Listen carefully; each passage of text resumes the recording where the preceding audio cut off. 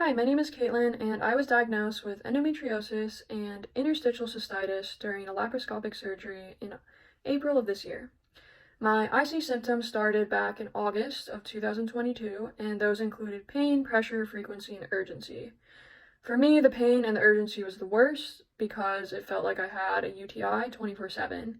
And if you've ever had a UTI, you know how horrible they are, and to have basically an uncurable UTI was the worst thing ever. So from about April to up to my surgery, I was miserable. I cut out a bunch of food thinking that those things were triggering my pain and my urgency and my other symptoms. I moved away from doing the exercises I loved because I thought it was irritating my muscles in my pelvic floor region. So I stopped surfing, boxing, mountain biking as much, and I stopped hanging out with people because I was just in pain all the time, so it wasn't even fun going anywhere. So my mental health was really bad. When I woke up from surgery and I had my 2 diagnoses, I was relieved. But once I went in for an appointment to see a urologist, he gave me a list of food to test out and to avoid, and I was well aware of this list. And he told me to manage my stress, and he told me to stretch. And these were all the things I was already doing for the last year. And I think I was just frustrated because I was working so hard to try to get better, and my symptoms were not being relieved.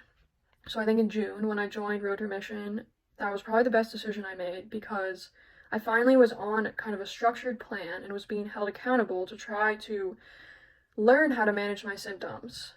And I think for me, being able to participate in the group calls was my favorite part of the program because I felt so alone for the last year, and I thought I was going crazy and that I was just making all this up in my head. And when I started meeting people who had very similar symptoms to me and had very similar days to me, I finally felt like I was heard, and I finally felt hope in my life again and didn't feel this doomsday that I was never going to get better.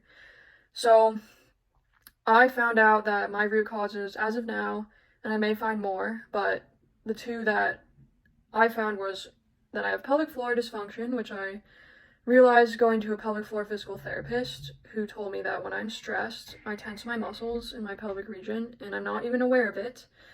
And I can learn how to become more aware of that.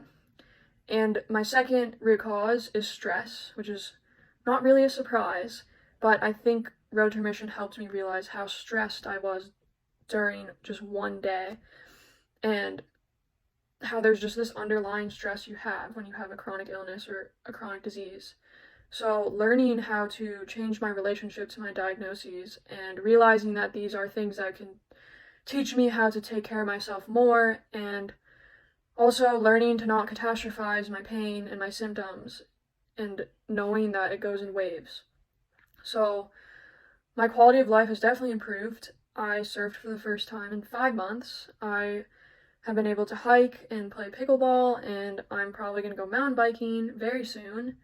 So my mental health has improved a lot, and I'm now starting to test more foods. I ate at an Italian restaurant this weekend and an Indian restaurant last weekend, and it was amazing. So I had no flares from those eating that either, so I feel less food fear. And I think overall, my life is coming back together after falling apart for a year. So if you're interested in joining Road To Mission, I would say that take it seriously, and what you put in is what you're going to get out. So the more dedicated you are to trying to find ways to manage your symptoms and trying to explore with curiosity and being able to make mistakes and know that it's not the end of the world, that's how you're going to improve, and knowing that you really can get better. So I'm really grateful for Road To Remission and everyone that I met there, because I'm not sure how I would be doing without this program.